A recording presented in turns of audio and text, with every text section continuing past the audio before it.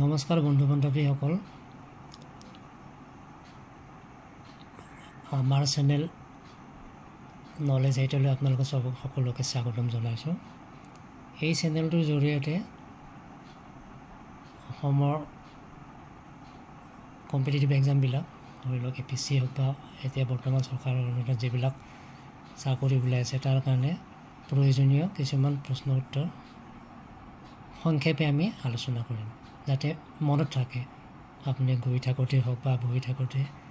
সেইকাৰণে যিটো কুৱেশ্যন এনচাৰখিনি বনাওঁতে শ্লাইডটো বনাইছোঁ তাক আমি প্ৰেক্টিছ উইথ আজ বুলিয়ে নাম দিছোঁ। গতিকে আজি আৰম্ভণিতে আমি বুকছ এণ্ড দিয়াৰ অথৰ্ছ, তাৰমানে কিতাপ আৰু কিতাপৰ লেখকৰ বিষয়ে কিছু সংক্ষেপে আলোচনা কৰিম। গতিকে আহক আমি আমাৰ এই প্ৰেক্টিছটো আৰম্ভ কৰোঁ। মই কেইখনমান কিতাপ আৰু কিতাপকেইখনৰ ৰাইটাৰৰ নামটো মই ইয়াতে লিখি দিছোঁ। আশা কৰোঁ আপোনালোক সকলোৰে কাৰণে সুবিধা হ'ব। প্ৰথম কিতাপখনৰ নাম কৈ দিছোঁ মই, Assamese its formation and development. এইখন লিখিছে ডক্টৰ মহেশ্বৰ নেওগ। দ্বিতীয়তে অঘৰী আত্মাৰ কাহিনী, এইখনৰ ৰাইটাৰ হ'ল লিখক ছৈয়দ আব্দুল মালিক।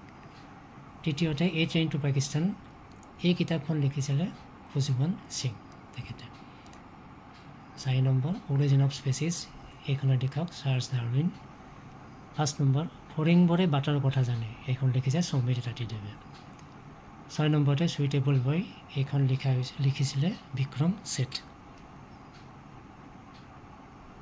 আকৌ এবাৰ আপোনালোকে মই আওৰাই দিছোঁ, Assamese its formation and development, এইখন লিখিছে ডক্টৰ মহেশ্বৰ নেওগ।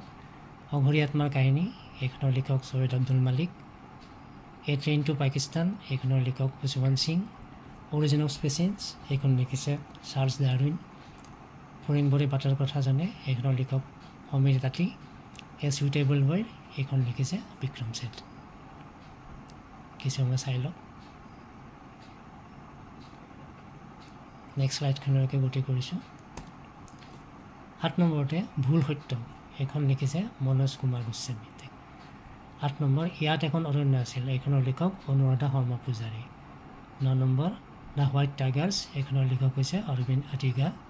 আৰু 10 নম্বৰতে দ্য মিনিষ্ট্ৰী অৱ আটমষ্ট হেপিনেছ, এইখনৰ লিখক অৰুন্ধতী ৰয়।